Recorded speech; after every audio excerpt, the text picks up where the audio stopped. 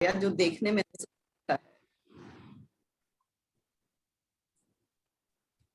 फिर हमने sulphur NO2 और SO2 के ऊपर खुले में प्रयोग किया था, उसका भी हमने एक स्टडी यहाँ पे शेयर की थी कि उसमें क्या असर पड़ता है। तो अब चलिए मैं आगे अपनी स्क्रीन शेयर करती हूँ।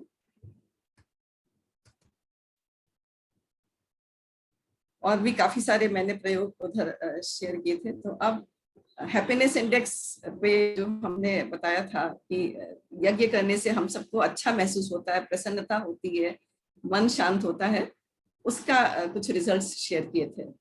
तो अब उसके आगे हम लोग चलते हैं और देखते हैं कि यज्ञ का प्रभाव जो है वो वायु प्रदूषण में जो पार्टिकुलेट मैटर खासकर होता है उसके ऊपर क्या प्रभाव पड़ता है।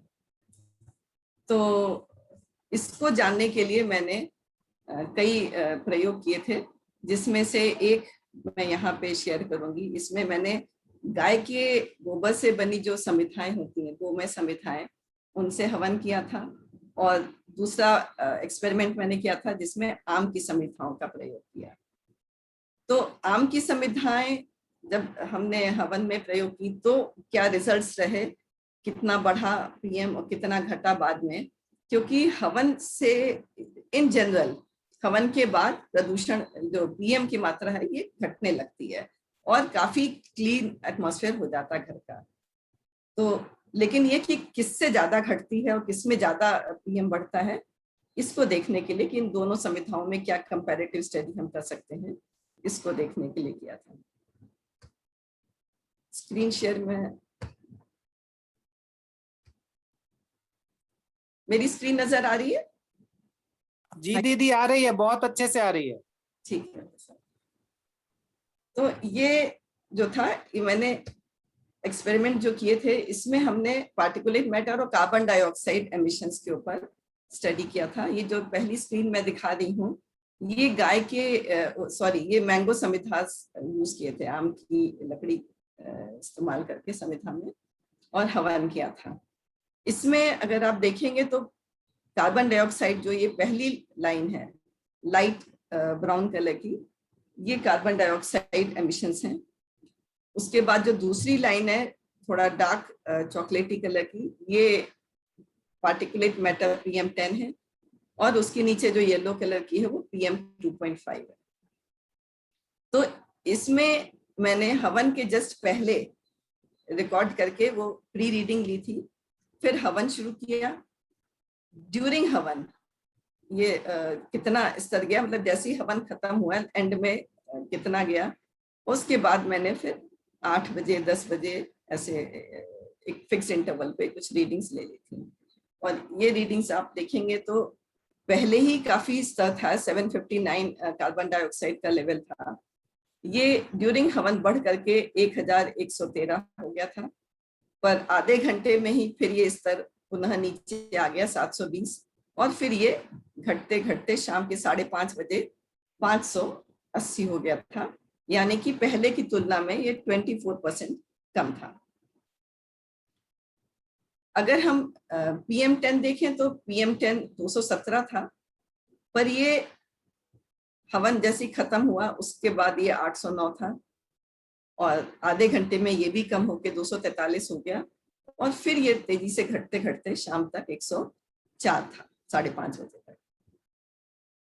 इसी तरीके से हम PM2.5 देखें तो ये 119 था पहले, उसके बाद ये बढ़ करके 723 हो गया।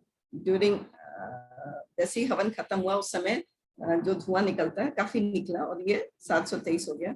परंतु उसके बाद ये तेजी से घटा, और घटते घटते ये इनफैक्ट 11 बजे 19 ही था PM2.5, पर फिर थोड़ा सा बाहर शायद बढ़ा होगा प्रदूषण, तो उसकी वजह से इसका स्तर भी बढ़ के ये 59 पे खत्म हुआ। 5:30 बजे तक हमने नापा तो मतलब इसमें जो अगर हम रिडक्शन देखें PM10 और PM2.5 में बिफोर हवन के तुलना में, तो ये लगभग 52% PM10 में था और 50% की कमी थी PM2.5 में, which is also quite good.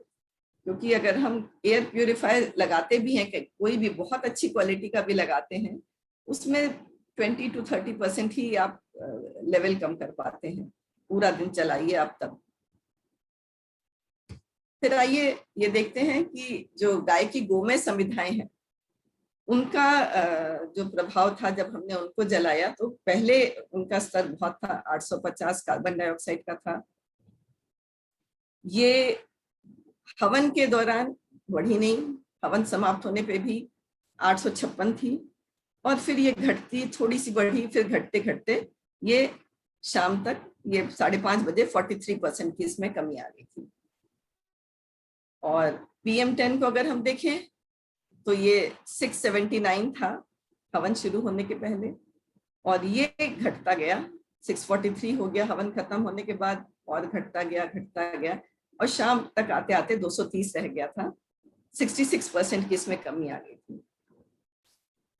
PM 2.5 को देखें तो ये 372 था पहले, और ये भी नहीं बढ़ा, ये भी घटते घटते शाम तक 94 पे आ गया था, यानी कि 75% की इसमें कमी आ गई थी। तो ये गोमय समिधाएं जो हैं, आप अगर दोनों को कंपेयर करेंगे, हम आम की समिधा को और गाय के गोबर के कंडे से जो सूखी समिधाएं बनती हैं, उनको अगर हम देखेंगे तो गाय के गोबर की जो समिधाएं होती हैं, यदि ये अच्छी बनी हो, सूखी हो, पतली हो, तो ये बहुत अच्छा विकल्प है। क्योंकि आप देखिए इनका स्तर, एक तो ये ज्यादा नहीं बढ़ता है PM का, दूसरे इनकी जो पोल्यूशन कंट्रोल है वो कहीं ज्यादा है आम की समिधाओं की तुलना में, ज्यादा इसमें कमी आ गई थी लेवल में। तीसरा ये है कि ये पूरी तरह से जल जाती हैं और पूरी राख बन जाती हैं। आम की लकड़ी अगर थोड़ी भी मोटी हुई तो वो पूरी नहीं जल पाती है, उसमें कहीं ना कहीं थोड़ा सा कोयला टाइप का बन जाता है, और फिर बाद में भी धुआं निकलता है, वो सुलगती है, तो ये आपके धुएं से कार्बन डाइऑक्साइड और PM लेवल्स भी बढ़ जाते हैं। तो हमारा जो ये फाइंडिंग्स हैं, ये उसी को मैंने ग्रोथ रेट्स में दिखा दिया कि ग्रोथ रेट आम की उसमें जो थी बाद में कम तो हुई, लेकिन ज्यादा कम नहीं हुई नेगेटिव में, जबकि गोमय समिधा में आप देखेंगे कि काफी एकदम से कमी आ गई थी।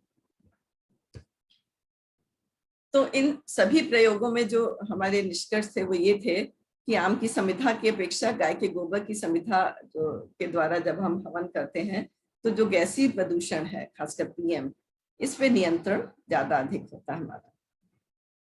फिर जो गाय के गोमय समिधाएं जो हमने इस्तेमाल की थी वो लगी भी बहुत थोड़ी सी, 30 ग्राम समिधाओं में मैंने पूरा यज्ञ की हवन कर लिया था, किंतु आम की समिधाएं भी जो इस्तेमाल की वो करीब करीब 150 ग्राम तक प्रयोग में आई थी। देसी घी दोनों में लगभग 20 से 30 ग्राम का प्रयोग हमने किया था, और हवन सामग्री भी ज्यादा नहीं थी, 30 से 40 ग्राम हवन सामग्री प्रयोग की थी, तब ये आपको रिजल्ट्स मिले थे। फिर इसमें मैंने एक और प्रयोग ये किया था कि कार्बन डाइऑक्साइड जब निकलती है तो ये जो हम कलश रखते हैं अपने हवन में, उसका क्या पर्पस होता है? उसका ये पर्पस होता है कि उसमें जल भरा होता है, और ये चूंकि कलश पोरस होता है तो ये जल जो है ना ऊपर की सतह में नमी आ जाती है। तो ये अगर हम थोड़ी से हाइट पे रखते हैं तो जो कार्बन डाइऑक्साइड के एमिशंस आते हैं ना नीचे के लेवल पे, वो कुछ इसमें से एब्सॉर्ब हो जाते हैं, बाकी जो बच जाते हैं वो ऊपर से निकल जाते हैं वातावरण में, और जो वातावरण में निकल जाते हैं उनका क्या होता है, वो हरे पेड़ जो चारों तरफ लगे होते हैं वो उनमें एब्सॉर्ब हो जाते हैं, और चूंकि हवन दिन में करते हैं, सूरज की रोशनी में होता है, तो उसमें फोटोसिंथेसिस होती है पेड़ों में और ऑक्सीजन रिलीज होती है। तो जो हम कहते हैं ना हवन में ऑक्सीजन निकलती है, वो ऑक्सीजन इसी तरीके से निकलती है कि जो कार्बन डाइऑक्साइड एमिट होती है वो फोटोकेमिकल रिएक्शंस होते हैं, फोटोसिंथेसिस, और उसमें से पेड़ों से भी ऑक्सीजन निकलती है। तो लेकिन जो हम कलश की बात कर रहे थे कि कलश हम रखते हैं उसका क्या पर्पस होता है, तो मैंने ये देखने के लिए कि क्या कुछ फर्क पड़ता है कार्बन डाइऑक्साइड पे, ये हम अगर कलश घर में नॉर्मली तो छोटे से स्थापित होते हैं, मिट्टी वाला कलश नहीं रखते तो इसमें हमने जो इसका प्रयोग किया था गोमय समिधा वाला, उसमें कलश लगाया था मैंने, और उस कलश के लगाने के बाद आप देखेंगे कि जो हमारे रिजल्ट्स थे कार्बन डाइऑक्साइड के, ये देखिए पहली जो लाइन है ये काफी कुछ एकदम कंट्रोल्ड में रही, और कम होती चलेगी।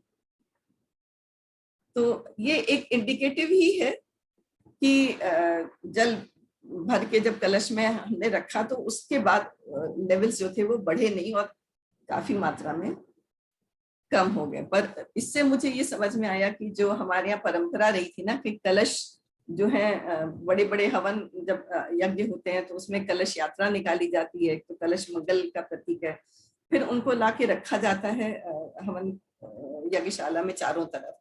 तो उसका पर्पस शायद यही होता है कि जो भी गैसेस निकलती चारों तरफ, उसमें से जो कार्बन डाइऑक्साइड है वो इसमें वाटर, उसका एक नेचुरल सिंक होता है, वाटर में एब्सॉर्ब हो जाती है। इसीलिए कलश के जल को बाद में छिड़क देते हैं, उनको पीने के काम में नहीं लाते। तो ये तो मेरा ये वाला प्रयोग था। अब हम आते हैं नेगेटिव आयंस की बात करते हैं। आप सभी लोग जानते होंगे कि हमारे वातावरण में कुछ कण ऐसे होते हैं जिनके ऊपर चार्ज आ जाता है, आवेशित कण होते हैं।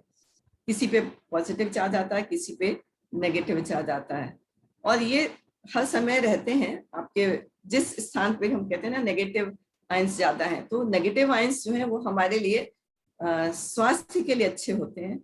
हमारे अंदर वो जब एब्सॉर्ब होते हैं तो हमारे माइंड में एक शांति आती है, एक हैप्पीनेस, एक वेलबींग की फीलिंग आ जाती है।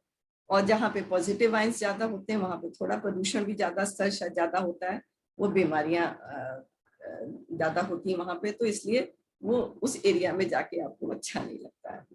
ये एक ब्रॉड मतलब उसकी बात है। और अक्सर ये देखा गया है कि जब हम किसी झरने के पास जाते हैं या कहीं फव्वारा लगा होता है, फव्वारे के पास हम जाके बैठते हैं तो हमें अच्छा लगता है। तो वहां पे जाकर के देखा गया कि वो नेगेटिव आयंस का जो स्तर है वो नॉर्मल जगहों से बढ़ा हुआ होता है।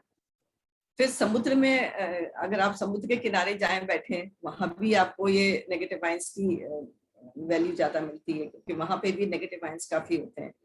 और हम अगर जंगल में जाएं या किसी नेचुरल पार्क में जाएं जहाँ पे अच्छी ग्रीनरी हो, वहां पे भी नेगेटिव आयंस की संख्या ज्यादा होती है।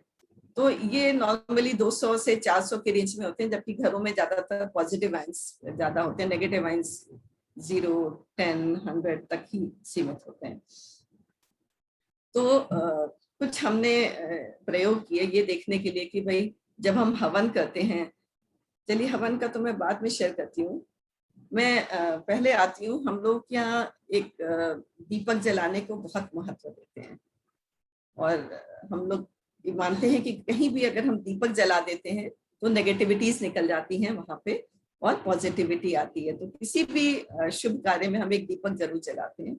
और फिर हमारे यहाँ ही नहीं, ये क्रिश्चियंस क्या कैंडल लेकर के वो जला देते हैं, मुस्लिम्स भी अपने तरीके से कुछ लोबान जलाते हैं, कुछ ना कुछ अग्नि का एक महत्व सब जगह होता है।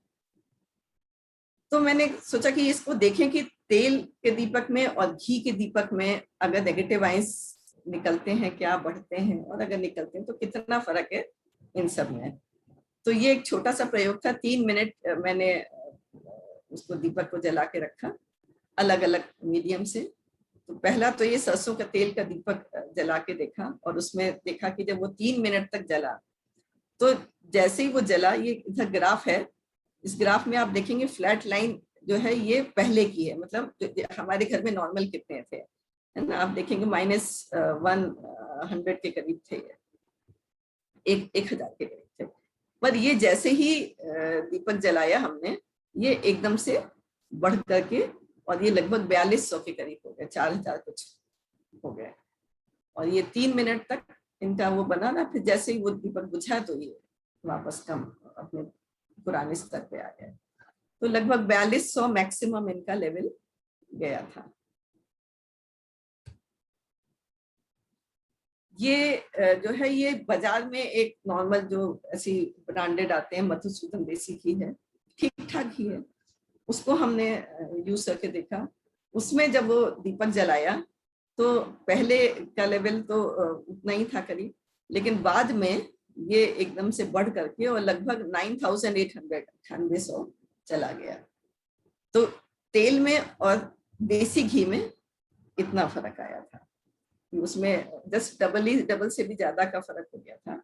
नेगेटिव आयंस का जो लेवल बढ़ा ये काफी था, पर ये लेवल इसलिए भी ज्यादा था क्योंकि ये हमने मेजर जहां किया था वो बहुत छोटा कंपार्टमेंट था, 2 फीट बाय 1 फीट की एक मंदिर था हमारा जिसका दरवाजे बंद हो जाते हैं, इसलिए मैंने कंट्रोल्ड उसमें किया था ताकि उतनी जो लॉ है उसका कितना इफेक्ट आ रहा है छोटे से एरिया में उसको मेजर करने के लिए।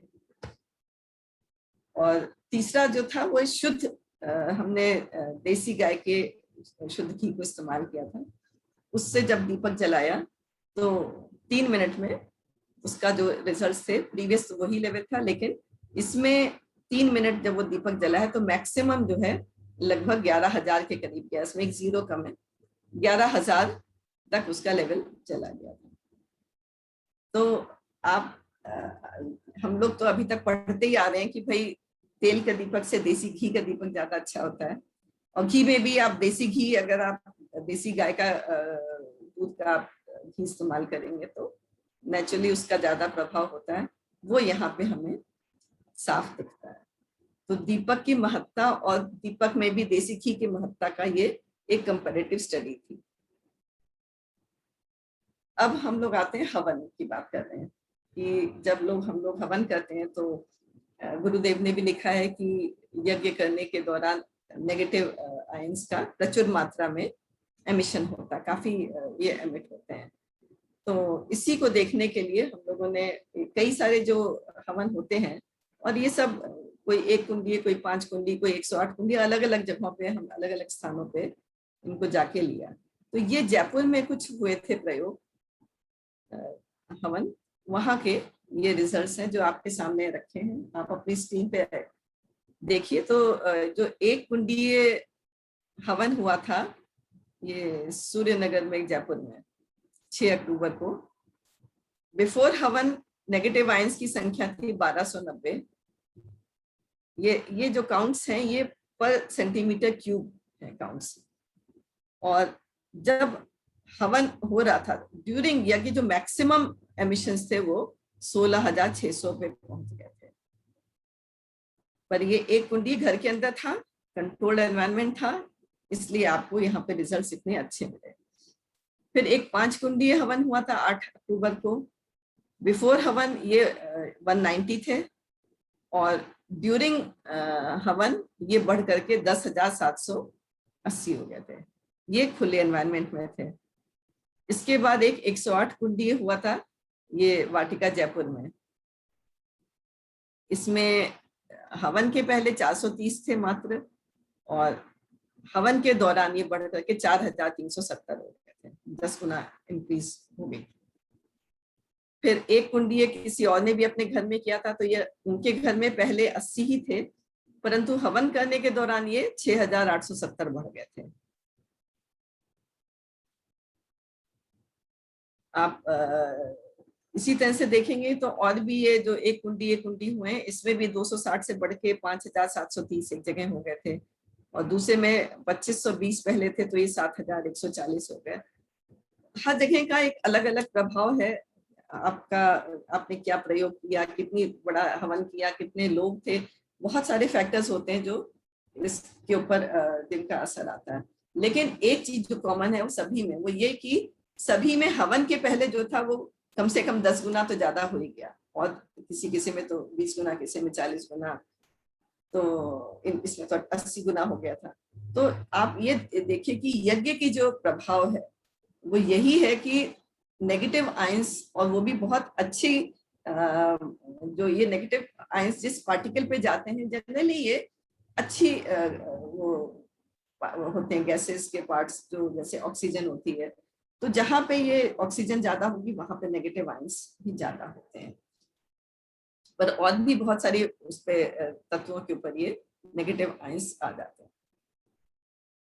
तो ये एक जनरल वो देखा गया था कि अग्नि जब प्रज्वलित होती है उसी के साथ नेगेटिव आयंस बढ़ना स्टार्ट होते हैं, और फिर ये क्रम जो है ना पूर्णाहुति और वसुधारा विसर्जन तक बना रहता है। उसके बाद जैसे ही अग्नि बुझती है इनका भी लेवल वापस अपने लेवल पे आता है, प्रीवियस लेवल पे।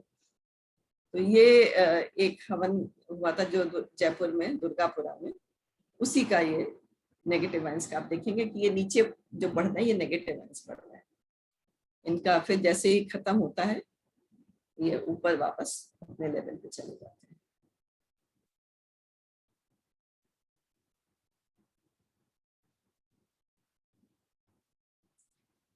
तो नेगेटिव आयंस का तो बहुत इंपॉर्टेंट रोल है हम लोगों के लिए, हमारे स्वास्थ्य के लिए। मैंने एक पढ़ा भी था कहीं पे कि जो बहुत सारे एरियाज में ऐसी धूल की आंधियां आती हैं जिसमें पॉजिटिव आयंस बहुत होते हैं, तो जब वो आयंस की आंधियां आती हैं तो लोग बीमार पड़ जाते हैं, लोगों को डिप्रेशन हो जाता है, लोगों को मतलब मेंटली बड़े चिड़चिड़ा जाते हैं और भी बीमारियां आ जाती हैं। तो उसके बाद अगर हम देखने आए तो ये देखिए, हम लोगों ने अभी रिसेंटली ग्रह ग्रह यज्ञ का कार्यक्रम किया था दिल्ली में, और दिल्ली ही नहीं पूरे भारतवर्ष में हुआ था, अभी 26 मई को था। तो हमने इसको 3 दिन के लिए यहाँ पे किया था कि 23 को हमने प्रीवियस माना था, और 24, 25, 26 3 दिन हमने दिल्ली में लोगों से रिक्वेस्ट की थी कि ज्यादा से ज्यादा घरों में 3 दिन आप लोग करिए, तो एक थोड़ा सा उसका लंबा असर दिखाई पड़ेगा।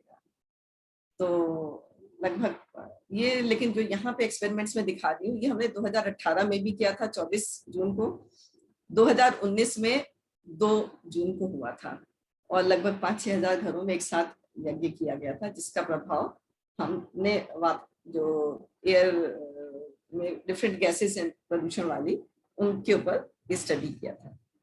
कैसे स्टडी किया था? दिल्ली में 23 जगहों पर खुले उसमें ये लाइव मॉनिटरिंग स्टेशंस लगे हुए हैं, और ये पूरे दिल्ली के एरियाज में अलग अलग एरियाज में लगे हैं। तो इनका डेटा ऑनलाइन अवेलेबल होता है। मैंने उसी डेटा को 24 आवरली एवरेज निकाल करके देखा, और उसके जो रिजल्ट्स हैं वो मैं आपके साथ शेयर करती हूँ। थोड़े से रिजल्ट्स मैंने यहाँ पे लिए हैं।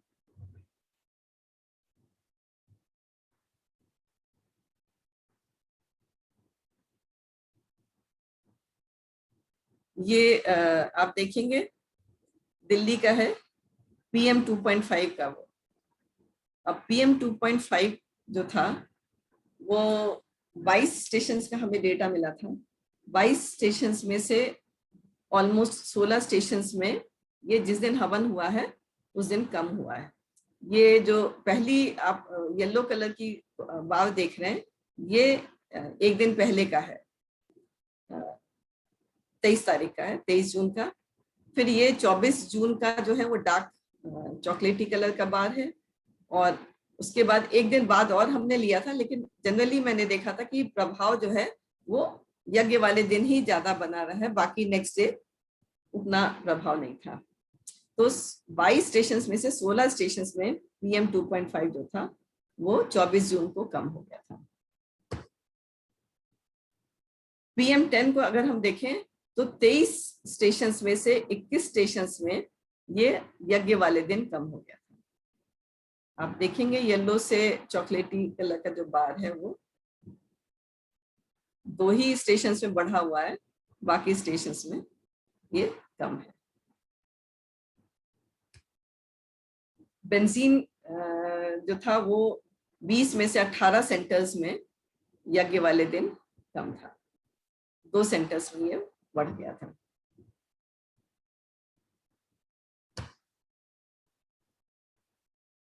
और कार्बन मोनोऑक्साइड की अगर हम बात करें तो कार्बन मोनोऑक्साइड जो था ये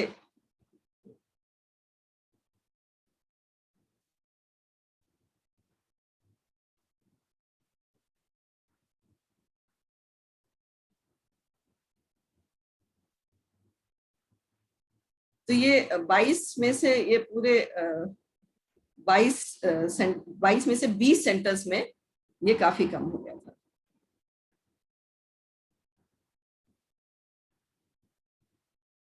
चौबीस जून को 22 सेंटर्स में से 20 सेंटर्स में इसमें कमी आई थी।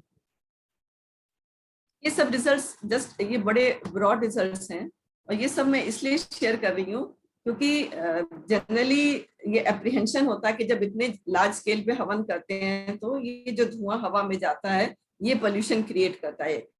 ये बड़ा चैलेंज था। जनरली आप मीडिया में आपने देखा होगा कि बड़ी क्रिटिसिज्म आई थी उन दिनों की इतना जो आप जला के कार्बन मोनोऑक्साइड और ये PM ये सब जो बढ़ेगा, इसका कौन जिम्मेदार होगा। तो वही मैं यहाँ पे दिखाना चाह रही हूँ कि मेजर सेंटर्स में वो बढ़ा नहीं और उल्टे वो इतने मेजर सेंटर्स में घट गया। फिर ये 2019 के सेंटर्स के रिजल्ट्स हैं, PM10 के हैं। आप ये देखेंगे कि 16 सेंटर्स के डेटा हमने दिल्ली का लिया था। 16 सेंटर्स में से सारे सेंटर्स में ये कम हुआ है। PM10 2 जून को ये कम हुआ है। इवन 3 जून को भी कुछ सेंटर्स में बराबर है, कुछ सेंटर्स में कम है, कुछ सेंटर्स में बढ़ा है। बट आप 2 जून को देखेंगे तो ये सभी सेंटर्स में कम था। और PM 2.5 को देखेंगे तो ये 19 सेंटर्स में से 16 सेंटर्स में ये कम हुआ है। ये एरियाज जो हैं, इन सब जगह अपने परिजन हैं, बवाना में, बुराड़ी में, ITO में, जहांगीरपुरी में, मंदिर मार्ग, मुंडिका, नाजफगढ़, नेहरू नगर, तो इन सब जगह अपने परिजन है जहां जहां सबने किया। मेरे पास इनका एरिया वाइज डेटा भी है कि किस एरिया में कितने घरों में हुआ उससे भी ज्यादा होगा, क्योंकि डेटा कलेक्ट करना भी एक बहुत मुश्किल काम है कि किसने किया नहीं किया। पर जितना डेटा मुझे मिला उसका रिकॉर्ड के हिसाब से मैंने ये एनालिसिस की है। और कार्बन मोनोऑक्साइड को हम देखें तो 2019 में ये 19 में से 18 सेंटर्स में ये कम हो गया। ये सारा डेटा अवेलेबल है ऑनलाइन, आज भी अगर कोई देखना चाहे तो देख सकता है। नाइट्रोजन डाइऑक्साइड जो थी ये पूरे 19 में से 19 सेंटर्स में ये कम हो गई थी। तो ये तो थे पुराने नतीजे।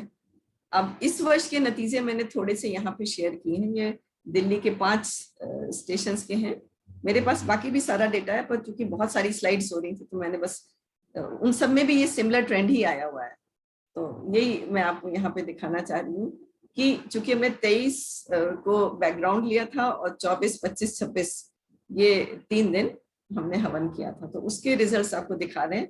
23 तारीख को जो स्तर था ये काफी बढ़ा हुआ था। ये टाइमिंग्स यहाँ पे आपको नीचे दिख रहे हैं कि दोपहर 1 से 5 बजे तक कितना था, 5 से 9 बजे तक कितना था, फिर 9 से 1 बजे दोपहर तक कितना था। और आप देखेंगे कि इनके स्तर 23 तारीख को बढ़े हुए थे। फिर ये 24, 25 और 26 में ये लेवल काफी नीचे थे। उसके बाद ये 27 तारीख को दोबारा से थोड़े से बढ़ने दे रहा है,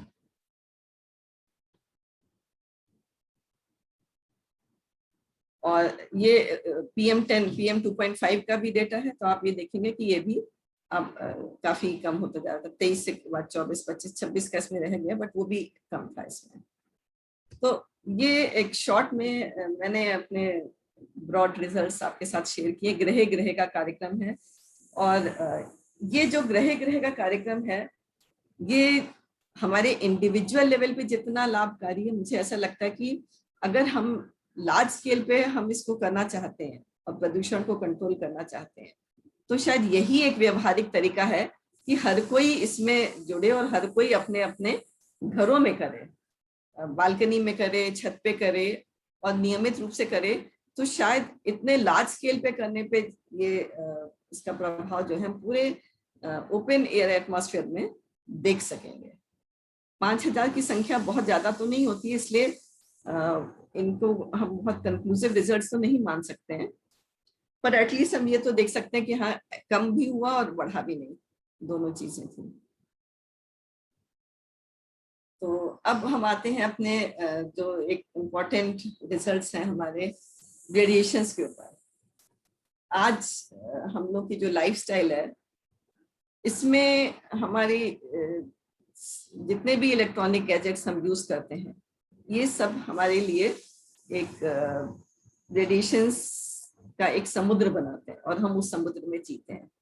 हमको दिखते नहीं है पर ये महसूस होते हैं, चाहे वो ये मोबाइल हो, चाहे लैपटॉप हो, चाहे टीवी हो, फ्रिज हो, माइक्रोवेव हो, LED लाइट्स हो, ये सभी जो है ना कुछ इलेक्ट्रिकल इलेक्ट्रोमैग्नेटिक रेडिएशंस एमिट करते हैं, जो कि हमारे लिए मतलब ऐसे तुरंत तो इनका कोई इफेक्ट नहीं समझ में आता, परंतु काफी दिनों तक अगर इनका एक्सपोजर हमारे साथ होता है तो धीरे धीरे करके लोगों को ना प्रॉब्लम्स बढ़ने लगती हैं। और आज हम देखते हैं कि कैंसर के बहुत केसेस बढ़ रहे हैं, हमारे ब्रेन ट्यूमर के, गर्दन के ट्यूमर के, सभी जगह होते हैं, लेकिन यहाँ के जो है ये मोबाइल की वजह से ज्यादा होते हैं। इनका जो रेडिएशंस होते हैं ये डायरेक्टली हमारे कान के थ्रू और सर में जाते हैं। तो ज्यादा मोबाइल का यूज जो लोग करते हैं या मोबाइल टावर्स के एरिया में जो लोग रहते हैं वो इनके लिए काफी सेंसिटिव होते हैं। तो इसमें रिसर्च बहुत ज्यादा तो हुई भी हैं, लेकिन कंक्लूसिव नहीं हो पाती हैं, क्योंकि इनका तुरंत जो है ना प्रभाव नहीं आ पाता है। जब लोग काफी दिनों तक इसमें एक्सपोजर होता है, लंबे समय तक, तब कुछ आता है। तो वो 1 to 1 आप तुरंत नहीं बता पाते हो कि भाई आज हमने इतना ये यूज किया तो आज हमें ये प्रॉब्लम है। लेकिन international agency for research on cancer एक है, यूएन की एजेंसी है, IARC, इसने एक स्टडी किया था 13 कंट्रीज में, और उन 13 देशों में उन्होंने आंकड़े एकत्रित किए उन एरिया से जहाँ पे लोग ये कम्युनिकेशन टावर्स में 10 साल तक एक्सपोजर उनको रहा है। उस डेटा को उन्होंने यूज कर और अपने जो रिजल्ट्स निकाले, तो उन्होंने ये पाया कि 10 साल से अधिक वर्षों के लिए जो मोबाइल का फोन उपयोग किया जिन्होंने, और उन एरियाज में रहे जहाँ पे ज्यादा कम्युनिकेशन के रेडिएशंस थे, तो ब्रेन में जो ट्यूमर, कैंसरस ट्यूमर है, उसका खतरा बढ़ गया था। भले ये एकदम 100% वो कंक्लूसिव स्टडी नहीं रही, लेकिन उन्होंने इस स्टडी के बेसिस पे उसकी कैटेगरी जो थी 2A थी उसको बढ़ा के 2B कर दिया, जो कि बहुत सीरियस कैटेगरी थी।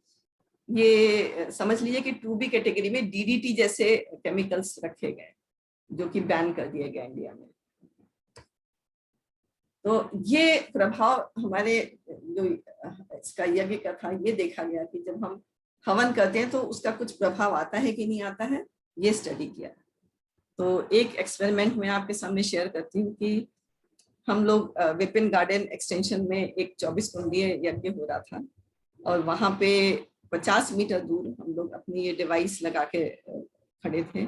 उस डिवाइस में जो रेडिएशंस आ रहे थे वो बहुत हाई रेडिएशंस आ रहे थे, 16 से 20 टेस्ला के लेवल के थे।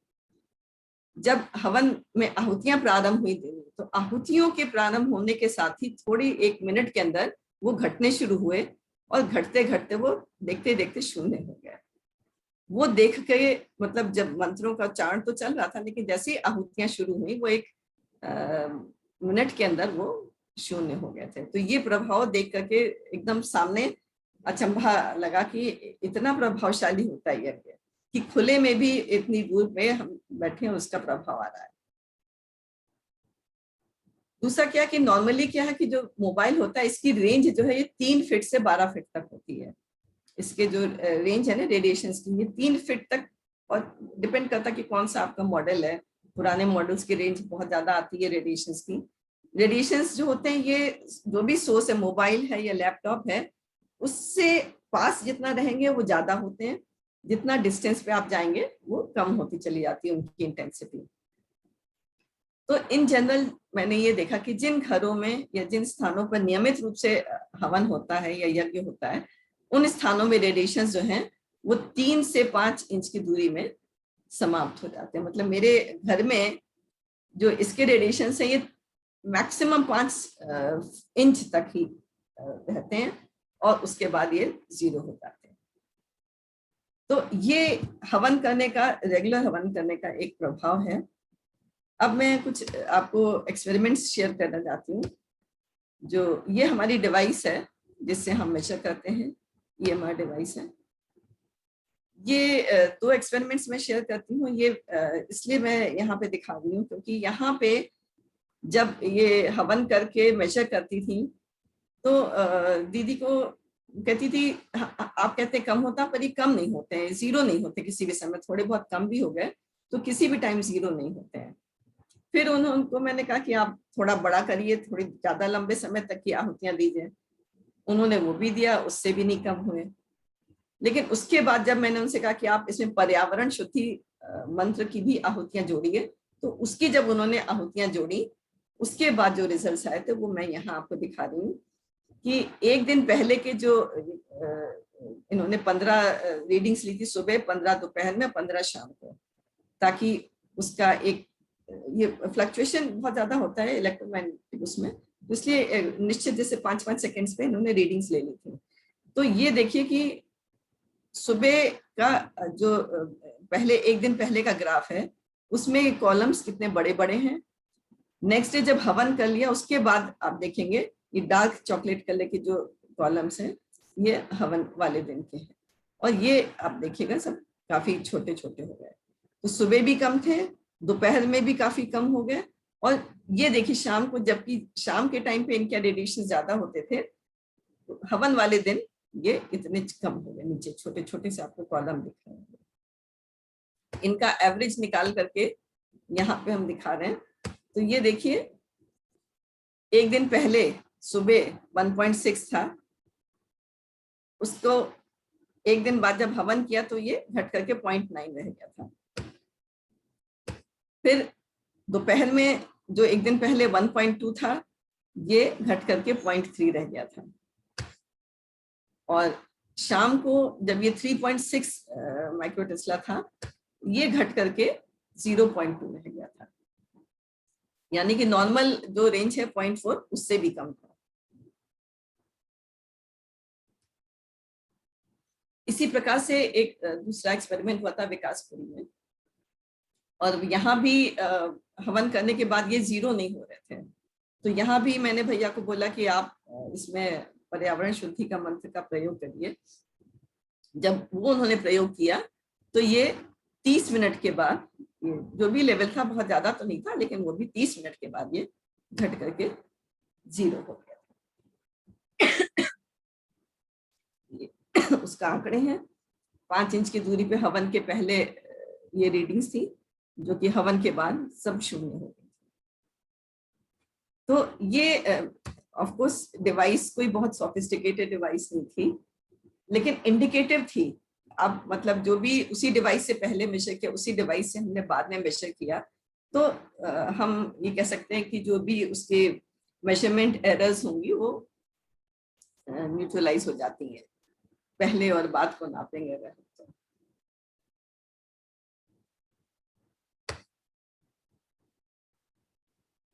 ये कुछ एनर्जी के ऊपर मैंने एक्सपेरिमेंट्स किए थे। हमारे पास ऑरा स्कैनर है जो एटमॉस्फेरिक ऊर्जा को, एनर्जी को नापता है, प्राणिक ऊर्जा को। तो ये जनरल जस्ट रिजल्ट्स हैं जो मैं यहाँ पे आप लोगों के साथ शेयर करती हूँ कि ये हमारी जो फाइंडिंग्स हैं, जब भी हम हवन करते हैं तो जब मंत्रोच्चारण शुरू होता है उसके बढ़ने, उसके साथ ही ऊर्जा जो है ना वो बढ़ने लगती है।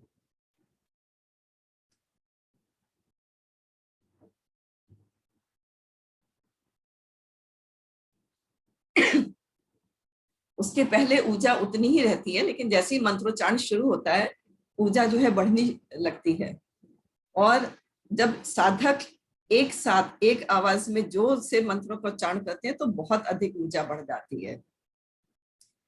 यदि कोई सामान्य व्यक्ति हवन करता है तो बहुत ज्यादा ऊर्जा में फर्क नहीं आता, बढ़ती है उससे भी मंत्र तो वो पढ़ता है, लेकिन चूंकि उसका व्यक्तित्व उतना साधक स्तर का नहीं होता है तो उतनी ज्यादा ऊर्जा नहीं बढ़ती है। और हवन जब समाप्त होता है तो हम ये सोचते हैं कि शायद ऊर्जा खत्म हो जाएगी, क्योंकि नेगेटिव आयंस भी हमने देखे थे कि वो वापस नए लेवल पे पहुंच जाते हैं। लेकिन हवन जब समाप्त होता है उसके बाद मैंने देखा कि वो ऊर्जा जो है बहुत तेजी से बढ़ने लगती है, और वो लगभग 2 घंटे तक ये बढ़ती जाती है, और 2 घंटे के बाद मैक्सिमम पे पहुंच जाती है।